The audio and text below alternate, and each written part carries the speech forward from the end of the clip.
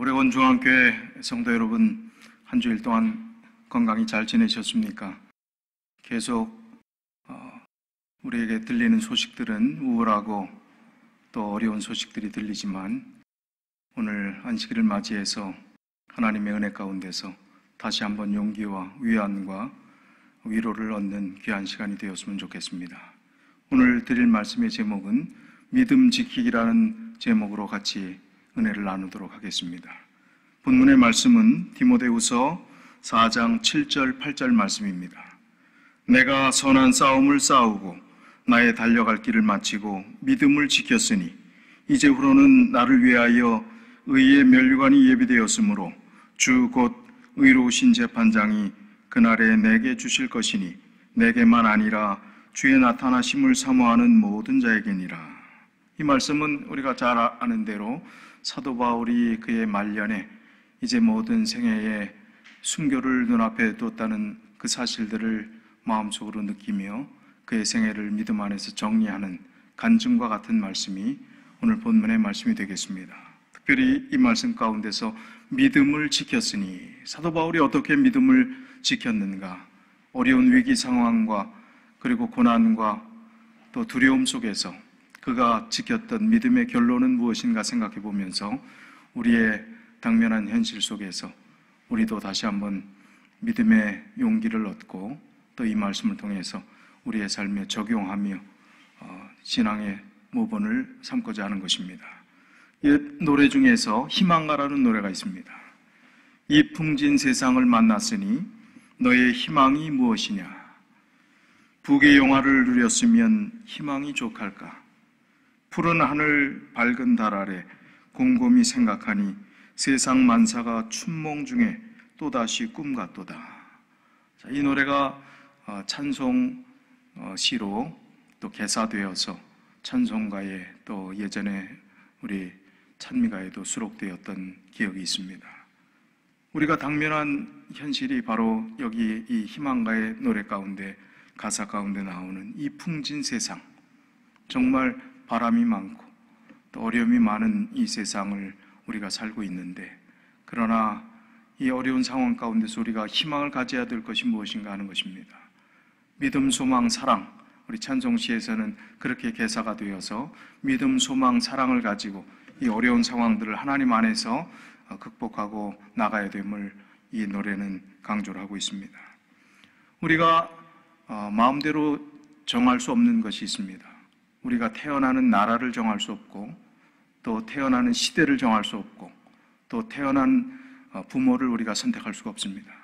우리가 지금 이 땅에 이민자로 또 동포로 그렇게 해외에서 살고 있지만, 지금 우리의 선배 되시는 시니어 분들이 태어났던 그 시대를 생각해 보면 참 어렵고 힘든 시간들을 보냈습니다. 전 세계 또 시니어들이 지금 생존한 소수의 분들이 1차 세계대전과 2차 세계대전을 겪었던 세대는 어떤 면에서 참 불행한 세대라고 할 수 있습니다. 우리 민족들은 특별히 6.25 전쟁을 겪었기 때문에 6.25 전쟁을 겪었던 세대는 참 힘들고 고단한 인생을 살았던 세대라고 말할 수 있습니다. 그런데 오늘 그런 세대를 살았음에도 불구하고 이제 좀 편안하게 노후를 잘 보내면 좋겠는데, 이 초고령 사회에 접어든 이 시점에서 지금 코로나 바이러스 19으로 인해서 참 힘들고 고달픈 시간들을 보내고 있습니다. 나이 드신 분들은 어렵고 힘든 시간들을 잘 겪어왔으니 이제 뭐 더 이상 무슨 한이 있겠느냐, 더 무슨 바랄 게 있겠느냐라고 말씀하실지 모르겠습니다. 그러나 이제 한참 우리의 자녀 손들 10대, 20대, 30대 앞길이 창창한 우리의 젊은이들이 이 어려운 팬데믹 시대를 맞이해서 앞으로 어떻게 살아가야 될 것인가, 두려움과 떨림 속에서 이 모든 일들을 극복하고 정상적인 궤도 속에서 안정과 평안 속에서 살아야 되는데, 그렇지 못한 그 상황들이 안타깝게 느껴지는 것입니다. 요즘 사용하는 많은 단어 중에서 특별히 주지사의 명령, 또 정부의 공문, 또 합회에서 내려오는 그 공문 중에서 꼭 자주 사용되는 단어가 있습니다. 그 단어가 essential이라는 단어입니다. 에센셜이라는 이 단어의 뜻을 보면 필수적인, 극히 중요한, 그리고 본질적인이라는 뜻이 있습니다. 자, 우리가 지금까지 살아왔던 모든 시간 속에서 정말 이 에센셜, 꼭 필요한 것, 그것을 필요한 것만 가지고 살았는가, 아니면 부수적인 것, 부가적인 것, 또 어떤 면에서는 이렇게 말하면 어떨지 모르지만 부질없는 많은 것들을 우리가 추구하고 살았는가 하는 생각들을 해보게 됩니다. 자, 우리가 한번 생각해 볼까요? 지금 집 밖 출입 금지령이 내린 이 상황 가운데서 우리가 살아가는데 꼭 필요한 것이 무엇인가 생각해 보니까 그렇게 많지 않더라고요. 꼭 필요한 것, 물 없으면 안 되지요. 음식이 없으면 안 됩니다. 그리고 화장지, 요즘 뭐 대란이 일어난 그 화장지, 그리고 쓰레기를 버릴 수 있는 시스템이 되어 있어야 되겠죠. 쓰레기통이 있어야 되고 쓰레기를 수거하는 사람들이 있어야 되겠고, 또 세탁을 해야 되니까 세제나 세탁기, 뭐 그 외에 또 더 필요한 게 얼마나 있는지 모르겠습니다. 그런데 에센셜이 아닌 것, 부가적인 것, 부수적인 것, 지금 상황에서 여러분 집에서 옷 잘 빼입고 명품 옷 입고 뭐 화장 잘하고 뭐 향수 바르고 그렇게 누구에게 보일 일이 있습니까? 나갈 일이 있습니까? 이거는 에센셜이 아닌 것입니다. 또 취미용품들, 그것들이 지금 무슨 소용이 있겠습니까? 귀금속이 무슨 의미가 있겠습니까? 명품 백이, 명품 브랜드의 모든 많은 우리가 그동안 좋아했던 많은 것들이 무슨 의미가 있겠습니까? 이거는 에센셜이 아닌 것입니다. 자, 그러면서 우리가 또 반성하게 되는 것은 지금 우리가 우리의 삶에 꼭 필요하지 않은 낭비된 많은 물품들, 그리고 그것으로 인해서 들어갔던 많은 재정들, 그런 것으로 인해서 우리가 불필요한 일에 많은 시간과 또 많은 재정들을 거기에 들였던 것을 돌이켜보면서 꼭 필요한 것, 중요한 것에 집중하지 못하고 살았던 우리의 실수가 많았던 삶을 반성하게 됩니다. 이런 것과 마찬가지로 영적인 부분에 있어서도 영적 에센셜이 필요한 것입니다.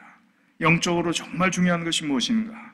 우리가 신앙생활하면서 정말 소중한 것, 중요한 것들을 우리가 우선순위로 잘 챙겨두고 그 외에 부수적인 것들을 우리가 교우들과의 관계, 또 신앙생활하면서 부수적인 많은 것들을 우리가 지금까지 실행해 오면서 그렇게 믿음의 삶을 이어왔습니다. 그러나 정작 중요한 에센셜은 무엇인가? 아무리 이야기해도 지나치지 않는 에센셜이 나오게 됩니다. 먼저 그 말씀을 드리기 전에 개신교 목사님 중에 은퇴 목사님 김동호 목사님이 페이스북에 올린 글이 참 마음에 와닿아서, 이분이 뭐 시인도 아니고 또 글을 아주 잘 쓰는 그런 분도 아니지만 이 글이 평범하지만 담백하게 감동을 주고 있습니다. 이분이 쓴 그 글의 제목은 수동으로 자동을 이겨야지라는 내용입니다. 그 내용을 제가 좀 소개해 드리겠습니다. 우울함과 불행함은 자동이다. 완전 자동이다.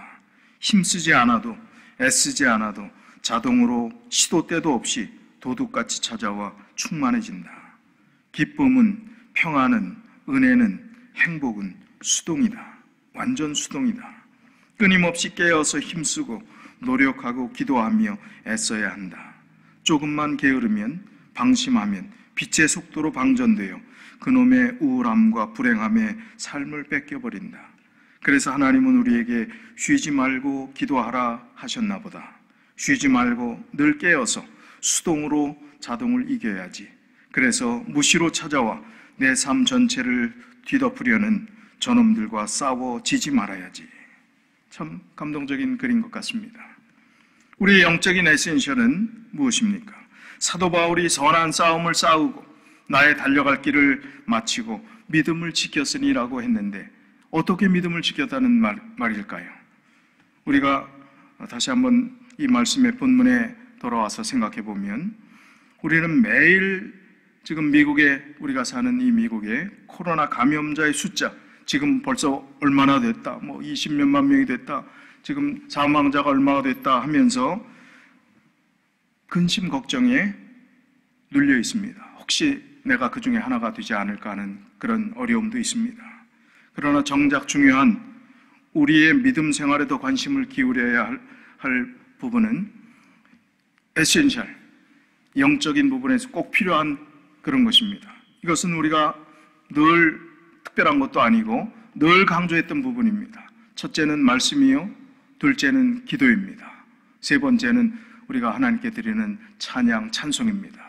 지금 상황에서 하나 더 추가할 수 없는 상황이지만 추가를 한다면 지금은 우리가 접촉을 할 수 없기 때문에 성도의 교제를 할 수 없지만 교제가 네 가지의 영적 에센셜이 될 수 있습니다. 성도들의 교제 네 가지가 될 수 있습니다.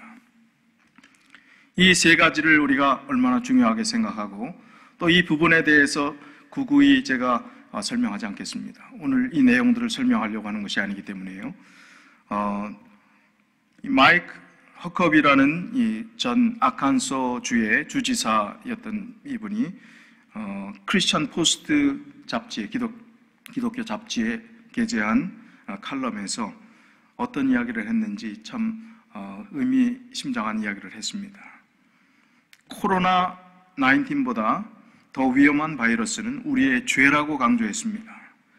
이 허커비는 현재 코로나 19과 싸우고 있는 많은 미국인들에게 재정적인 지원이 시작됐다고 이야기를 하면서 그러나 미국인들이 코로나 바이러스의 공포로부터 완전하게 회복되는 데는 더 많은 시간이 걸릴 것으로 보인다고 말문을 열었습니다.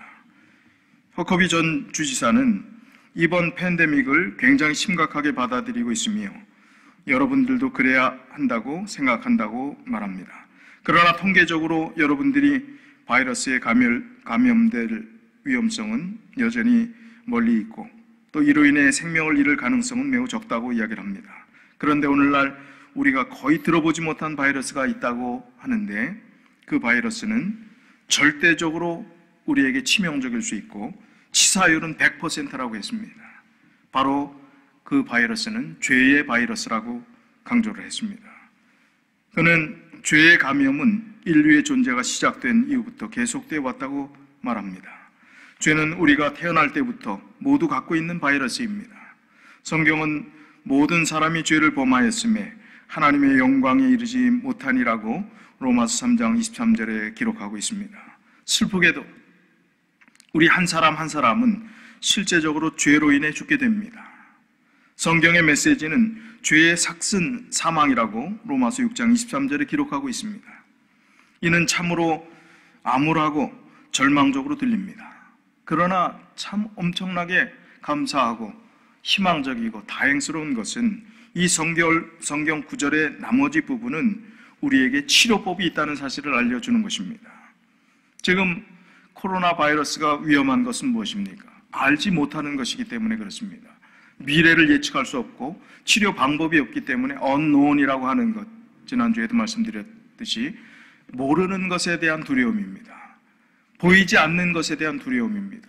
그러나 보이지 않는 똑같은 상황 가운데서 코로나 바이러스는 이렇게 전전긍긍 무서워하면서 두려워하면서 그리고 코로나 바이러스가 눈에 보이지 않는 실체이라는 사실을 다 믿는데 정말 눈에 보이지 않는 하나님, 그러나 그 하나님께서 이 세상을 창조하시고 수많은 증거들이 있음에도 불구하고 그 하나님은 믿지 않습니다.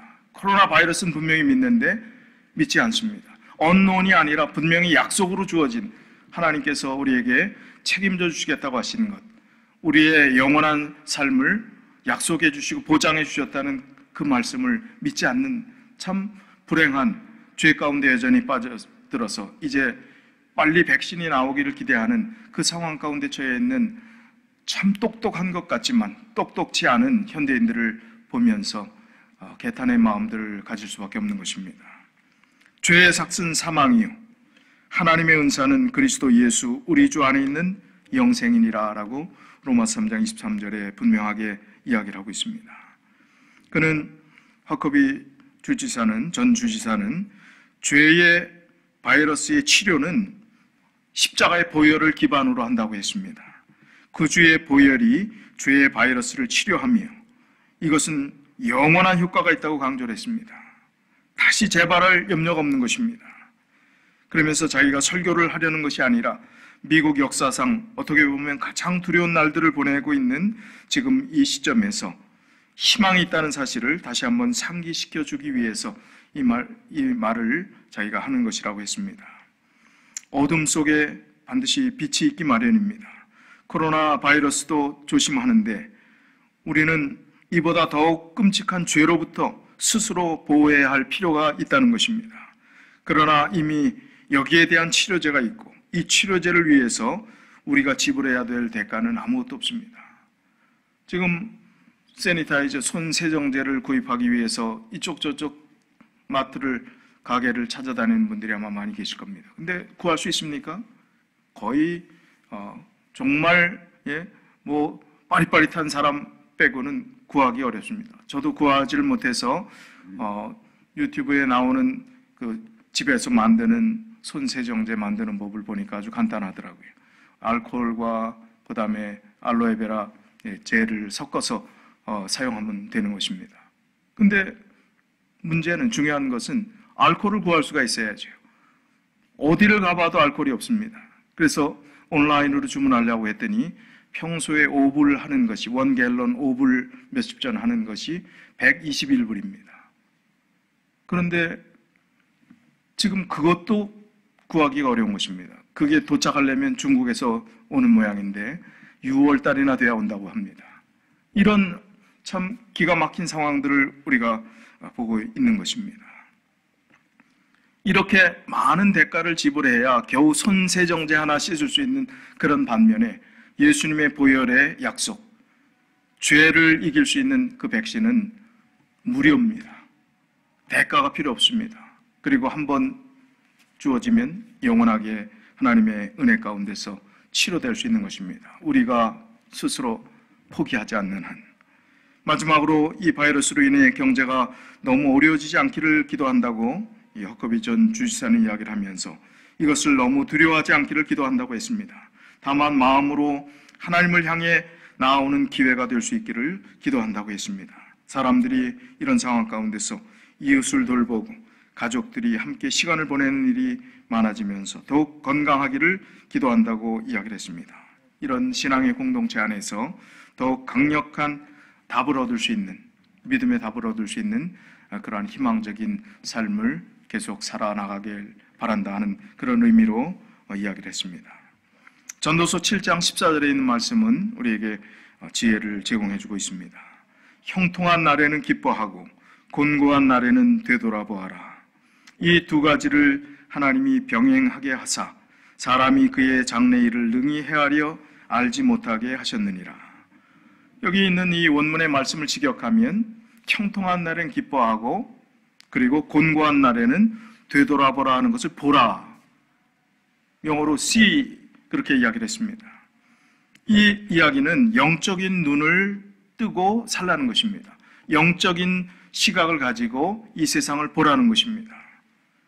우리가 이런 어려운 일들을 당했을 때 늘 현실에 마음을 두고 살아가는 우리들, 현재가 중요한 우리들은 현재 이 모든 어려움들이 빨리 왜 하나님께서 거두어주시지 않는지, 그리고 어려움 당하는 그런 사람들이 있으면 왜 하나님께서 치료해 주시지 않는지, 거기에 해결책을 주시지 않는지, 하나님은 도대체 왜 침묵하고 계시는지, 하나님은 어디에 계시는지 하는 의문을 갖고 이런 어려운 상황을 하나님을 의지하는 것보다는 오히려 하나님을 원망하고 우리의 믿음에 더 뒤로 물러나가는 그런 사람들이 또 같이 공존하는 것 같습니다. 영적인 눈을 뜨고 공고할 때 우리의 날들을 되돌아보라 하는 이 말씀의 의미를 우리가 잘 이해해야 합니다. 하나님이 어디 계시는가? 이 세상에 지금뿐만이 아니라 곳곳에 더 어렵고 힘든 일, 우리 개인의 가정 사이에 정말 끔찍한 어려운 사고와 또 사별과 아픔과 또 중병으로 인해서 우리 가족들이 다 헤어지게 된 여러 가지 슬픈 이야기들이 다 있습니다. 그때 하나님을 신실하게 믿었던 수많은 우리의 가족들, 우리의 수없이 드렸던 기도들이 있었지만 거기서 하나님께서 치료해 주신 분도 있고 살려주신 분이 있고 보호해 주신 분이 있고 축복해 주신 분도 있지만 그렇지 않은 분도 있다는 것입니다. 그러면 동일한 하나님이 편애하시는 하나님입니까? 왜 누구는 살려주고 누구는 죽게 하는가? 왜 하나님은 침묵하셨는가? 여기에 대한 해답을 우리가 분명히 알아야 합니다. 진지한 질문에 대해서 답을 가져야 합니다. 지금 이 코로나 19, 이 바이러스 19의 이 사태 가운데서도 동일한 해답과 믿음의 분명한 우리가 가이드라인을 가지고 살아야 된다는 것입니다. 우리가 사는 세상, 지금 여기서 얻을 수 있는 해답을 먼저 말씀을 드리면, 우리가 성경을 마음을 가다듬고 자세히 좀 살펴볼 필요가 있습니다. 자, 믿음으로 끝까지 충성했던 믿음의 조상들의 그들의 삶을 우리가 한번 살펴볼 필요가 있습니다. 그들의 삶의 마지막은 인간적인 관점으로 볼 때는 해피 엔딩입니까? 아니면 비극적인 결말입니까? 그들의 삶이 평안했습니까? 그들의 죽음이 정말 안락했습니까? 그렇지 않다는 것입니다. 우리가 예수님의 12제자만 생각해봐도 물론 배신했던 가룟 유다도 비참한 스스로의 결말을 맞이했지만 그들의 죽음이 단 한 사람도 평탄치 않았습니다. 사도 요한이 정말 자연사했던, 늙어 죽었던 사람이지만 그의 삶도 평탄치 않았습니다. 사도들의 삶은 또 어땠습니까? 편안히 침대 위에서 사랑하는 가족들에게 둘러싸여서 마지막 이제 유언을 남기고 또 덕담을 나누고 이 호스피스 병동에서 평안히 눈을 감은 그러한 사람들이, 성경의 믿음의 사람들이 있었습니까? 그토록 충성했는데, 그토록 하나님을 열심히 섬겼는데 믿음의 사람들의 쓸쓸한 죽음의 현장, 때로는 교수형 당하고 때로는 참수형 당하고 때로는 짐승에 찢겨 죽임을 당했을 때 하나님은 어디에 계셨습니까? 왜 그들을 구원해내지 않으셨습니까? 성경에 구원해낸 기사도 있지요. 풀무불 속에 던져진 다니엘의 세 친구를 바로 그때 보이지 않는 어떤 한 분이 거기 계신다 했는데 그때 계신 분이 바로 예수님이셨고 성자 하나님이셨고 그들을 구원해냈던 역사들이 있습니다. 그러나 그것은 특별한 케이스죠. 성경의 대부분의 많은 사람들이 믿음으로 살았던 사람들은 고난과 고통 속에서 참으로 참담한 최후를 맞습니다. 순교의 제물이 되고 맙니다. 그때 하나님은 어디에 계셨는가? 왜 침묵하셨는가?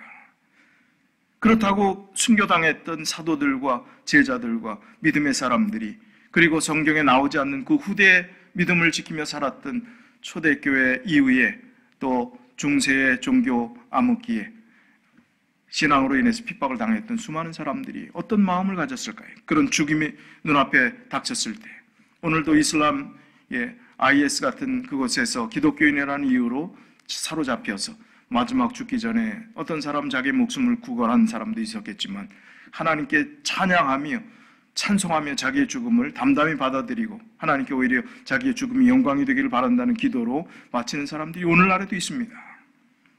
그들이 마음이 흔들리지 않았다는 것입니다. 죽음을 눈앞에 뒀을 때도 마음이 흔들리지 않았다는 것입니다. 하나님께서 침묵하셨을 때도 하나님의 음성이 들리지 않았어도 그들은 흔들리지 않았다는 것입니다. 기쁨으로 영광으로 순교의 자리에서 장엄한 죽음을 맞이했습니다. 자, 그러면 해답이 나왔지 않습니까?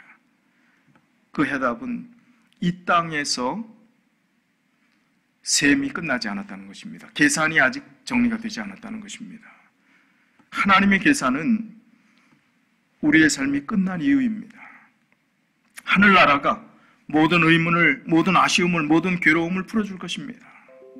그래서 우리가 생각할 때 지금 당면하는 이 경제적 어려움, 또 여러 가지 인간사의 고통들, 슬픔들, 이 괴로움을 가지면서 우리가 이 세상에서 왜 하나님 믿는데 이렇게 안 풀릴까? 이렇게 어려울까? 이렇게 힘들까라고 고민하기보다는 해답은 하늘이구나.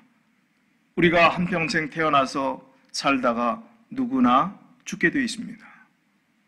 예수님을 살아서 맞이한다면, 예수님의 재림을 그렇게 맞이한다면 더 이상 바랄 것이 없겠지만 우리는 누구나 가야 될 일생, 한 번밖에 없는 그 생을 살다가 가게 됩니다.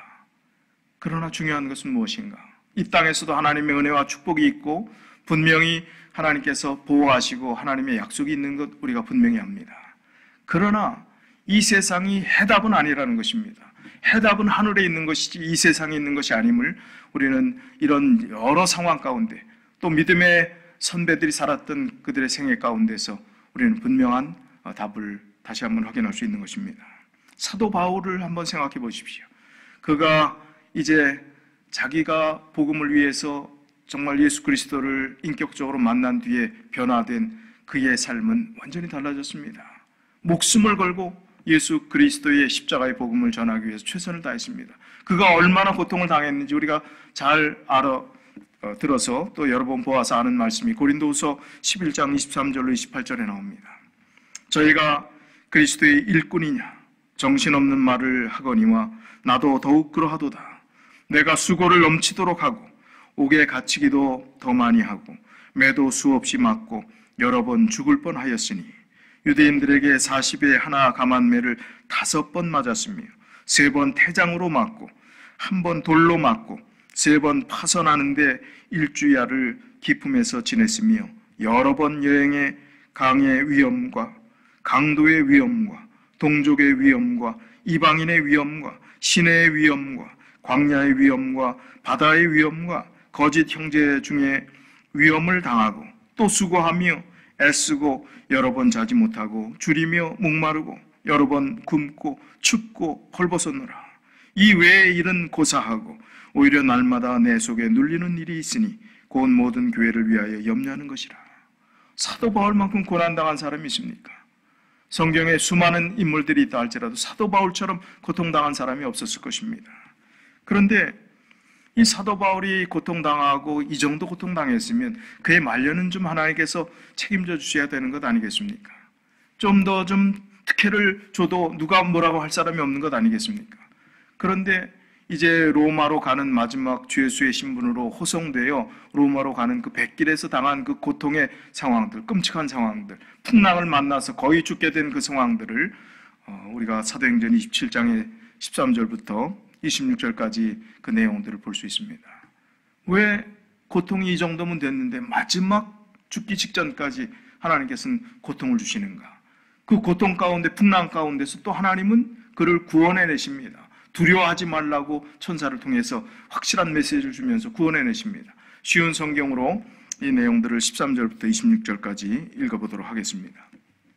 마침 남쪽에서 순풍이 불기 시작하자 사람들은 자기들의 계획대로 되리라고 생각했습니다.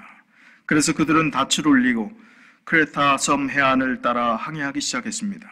그런데 갑자기 유라굴로라라고 부르는 이 폭풍이 섬 쪽에서부터 불어왔습니다. 배는 폭풍에 휘말려 바람을 거슬려 조금도 앞으로 나아가질 못했습니다. 그래서 우리는 앞으로 가려는 노력은 포기하고 바람이 부는 대로 배를 내맡기고 표류하기 시작했습니다. 그러다가 가우다라는 작은 섬의 남쪽 방향으로 떠밀려 갈 때에 우리는 간신히 거룻배를 끌어올릴 수 있었습니다. 선원들은 거룻배를 끌어올린 다음에 밧줄로 동여맸습니다. 그들은 배가 스르디스의 모래톱에 걸릴까 염려하여 돛을 내리고 배를 바람 부는 대로 떠밀려 가게 했습니다. 우리가 폭풍에 너무도 시달리자 이튿날에는 선원들이 짐을 바다에 내던졌습니다. 3일째 되는 날에는 배의 장비마저 내어던졌습니다. 우리는 며칠째 해도 보지 못했고 별도 보지 못했습니다. 바람은 계속해서 거세게 불어왔습니다. 결국 우리는 살아남을 수 있다는 희망을 모두 포기하고 말았습니다. 사람들이 오랫동안 아무것도 먹지 못하고 있는 가운데 바울이 일어나 그들에게 말했습니다. 여러분, 내가 크레타 섬을 떠나지 말자고 한 말을 들었어야 했습니다. 그랬다면 이런 손해를 입지 않았을 것이고 물건을 잃어버리지도 않았을 것입니다. 하지만 여러분, 이제 제가 권합니다. 용기를 내십시오. 이 배만 잃을 뿐 여러분 중에는 한 사람도 목숨을 잃지 않을 것입니다. 지난밤에 나의 주님이요 내가 섬기는 하나님의 천사가 내 곁에 나타나 이렇게 말해 주었습니다. 바울아, 두려워하지 말라. 너는 반드시 황제 가이사 앞에 서야 한다. 하나님께서 너와 함께 항해하는 모든 사람들의 목숨을 너에게 맡겨주셨다. 그러니 여러분, 용기를 내십시오. 나는 하나님을 믿습니다. 모든 일이 하나님의 천사가 내게 말씀하신 대로 이루어질 것입니다. 우리는 반드시 어떤 섬에 밀려가 닿게 될 것입니다. 자, 이 상황들을 우리가 한번 생각해 본다면 정말 바다의 장비까지 다 내어던질 정도로 이제 모든 것을 다 죽기를 기다리는 심령으로 모든 것을 포기했을 그 상황 가운데서 하나님이 개입하셨습니다. 그리고 바울에게 그의 사자를 통해서 말씀하십니다. 두려워하지 말라고요. 살게 해주시겠다고. 아니, 이런 말씀을 하신 하나님께서 이제 그 모든 풍랑이 지나고 이제 바울이 로마로 가서 또 그의 마지막 사명 때문에 하나님께서 살려주셨던 분명한 이유가 있겠지만 그 뒤에 이제 순교의 길로 그가 걸어가게 됩니다. 이때 두려워 말라 책임져 주겠다고 하셨던 하나님이 왜 말을 바꿉니까? 왜 순교 때 침묵하십니까? 왜 어려움이 있을 때 그토록 고통당하고 수고했던 사도 바울을 외면하십니까? 왜 한 말씀도 하지 않으십니까? 우리는 이런 상황들을 보면서 그렇다고 사도 바울이 순교의 길을 걸어가면서 하나님을 원망했을까요? 하나님의 음성이 들리지 않는다고, 예수 그리스도를 인격적으로 만났었는데 그 음성도 들리지 않는다고 자기의 신앙이 약화됐을까요? 그렇지 않습니다. 영광으로 생각했습니다. 특권으로 생각했습니다. 이제 그의 달려갈 선한 싸움을 다 마치고 달려갈 길을 다 이제 지나면서 마지막 그가 한 이야기는 믿음을 지켰다고 이야기를 합니다. 오늘 당면한 이 현실에서 우리가 믿음을 지키는 것이 무엇입니까? 사도 바울과 동일하게 우리가 다시 한번 본문의 말씀을 생각할 필요가 있습니다. 이런 상황 가운데서 우리 그리스도인들이 가져야 될 세 가지 자세가 우리에게 꼭 필요합니다. 첫 번째는 에센셜 신앙입니다. 신앙의 핵심을 붙잡는 것입니다. 불필요한 것, 우리의 교우의 관계, 또 이런 예민한 상황 가운데서 우리가 성도들 간에 정말 연합하고 하나가 되어야 합니다. 그리고 에센셜, 말씀으로 또 기도로 찬송하며 또 우리가 하나 된 믿음을 지키기 위해서 쉬지 않고 기도하는 그런 마음의 역사가 우리의 생애 가운데서 지금 이 어려운 시점에 이루어져야 하는 것입니다. 그 다음에 믿음을 지킨다는 것, 우리가 말씀 초반부에 드렸던 말씀처럼요, 불안과 염려와 두려움은 자동으로 오는 것입니다. 그냥 생각하지 않으려고 해도 이런 상황을 통해서 자동으로 오는 것입니다. 그러나 수동으로 오는 것은 뭐라고요? 우리가 믿음을 가지고 또 기도하고 또 사랑하고 행복하는 것, 이거는 우리가 기도하고 노력해야 되는 것입니다. 가만히 있는다고 저절로 생기지 않는 것입니다. 두려움이 우리를 엄습해서 우리를 삼키려고 하는 것이기 때문에 우리가 노력하고 우리 스스로 노력하자는 것이 아니라 하나님의 은혜를 붙잡고, 또 이 어려운 상황 가운데서 아무리 하나님이 침묵하는 것처럼 보인다 할지라도 이 세상이 해답이 아닌 것을 분명히 알고 우리의 믿음은 절대로 흔들리지 않아야 합니다. 그리고 세 번째는 죽음을 준비하는 것입니다. 아니, 희망 없는 얘기를 하는 게 아니냐 이렇게 말씀하실 분이 계신데 그렇지 않습니다. 이건 희망적인 이야기입니다. 우리의 믿음을 잘 준비하자는 것입니다. 우리가 이런 상황이 되지 않더라도 언젠가 죽을 수밖에 없는데 이렇게 우리가 믿음에 집중하지도 않고 또 영적인 일에 관심도 갖지 않다가 죽음을 맞이하게 된다면 우리는 너무나 불쌍한 사람들이 되는 것입니다. 오히려 이러한 어려움을 통해서 사도 바울이 가졌던 믿음을 지키는 그 경험이 우리 안에 다시 한번 재현된다면, 그 일이 우리에게 실천된다면 우리는 죽음을 눈앞에 둔 코로나 사태로 인해서 정말 어려운 일을 당해서 죽는다 할지라도 그것은 우리에게 오히려 하나님 안에 잘 준비된 죽음을 맞이할 수 있는 축복이 될 수 있다는 것입니다.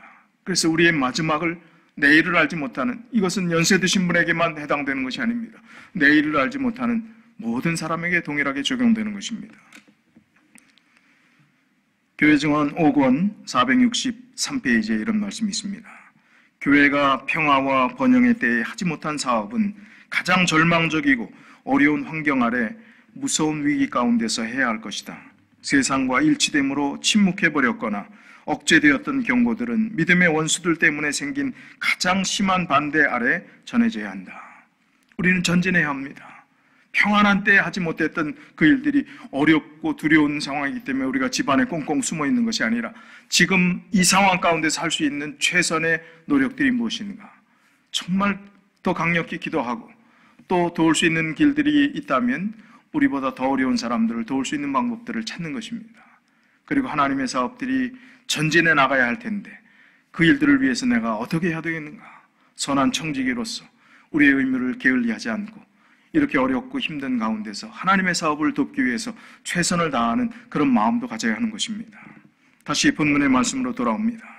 디모데후서 4장 7절 8절, 내가 선한 싸움을 싸우고 나의 달려갈 길을 마치고 믿음을 지켰으니 이제후로는 나를 위하여 의의 면류관이 예비되었으므로 주 곧 의로우신 재판장이 그날에 내게 주실 것이니 내게만 아니라 주의 나타나심을 사모하는 모든 자에게니라.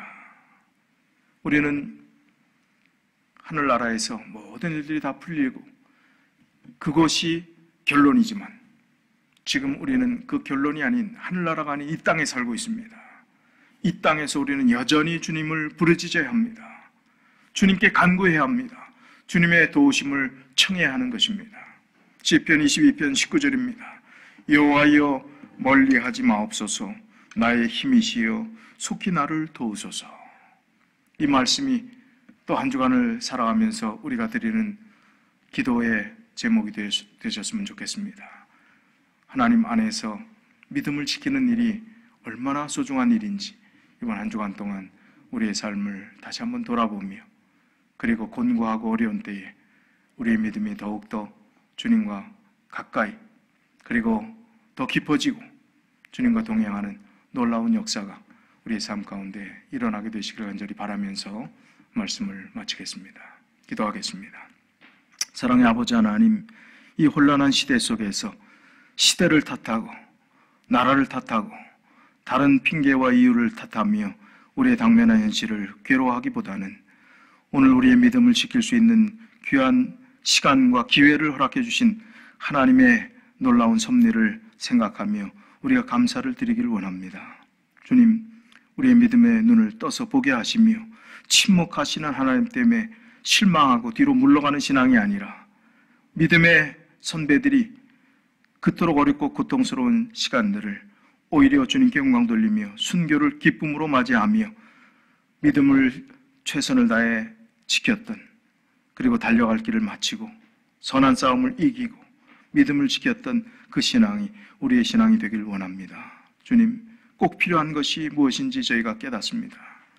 정말 영적으로 필요한 것 외에 많은 다른 것으로 인해서 우리가 많은 시간과 재정과 많은 것들을 낭비했습니다. 이제 집중하게 하시고 또 준비하게 하셔서 우리의 마지막 죽음이 주님 안에서 어떠한 맺음이 될 것인지를 생각하면서 의미 있는 삶을 살아가는 우리 모든 믿음의 가족들 되게 하여 주시옵소서. 주님, 또 한 주일 두렵고 근심 많은 이 세상에 저희들이 또 살겠습니다. 여러 가지 경제적인 어려운 여건들, 도무지 풀 수 없는 암담하고 막막한 그런 현실을 하나님께서 또 풀어주시기를 기대하며 여전히 저희는 주님을 의지합니다. 여전히 주님을 부르짖습니다. 주님, 이 모든 것들 지나가게 하시고 지나간 뒤에 우리의 믿음은 더 큰 성숙한 자리에 머무를 수 있도록 주께서 역사하여 주시고 성령께서 저희와 함께해 주시옵소서. 주님의 선한 인도하심이 이 교회를 지키시고 이 교회 성도들을 은혜 가운데 보호해 주시고 또 하나님 안에서 믿음에 실족한 당하는 사람들이 한 영혼도 생기지 않도록 주께서 붙잡아 주시옵기를 예수 그리스도 이름으로 간절히 기도드리옵나이다. 아멘. 우리 성도 여러분, 한 주일 동안 어렵고 힘든 세상이지만 믿음으로 승리하시고 사도 바울처럼 믿음을 지키는 기쁨의 시간들이 영적으로 충만한 시간들이 되시기를 간절히 바라겠습니다. 감사합니다.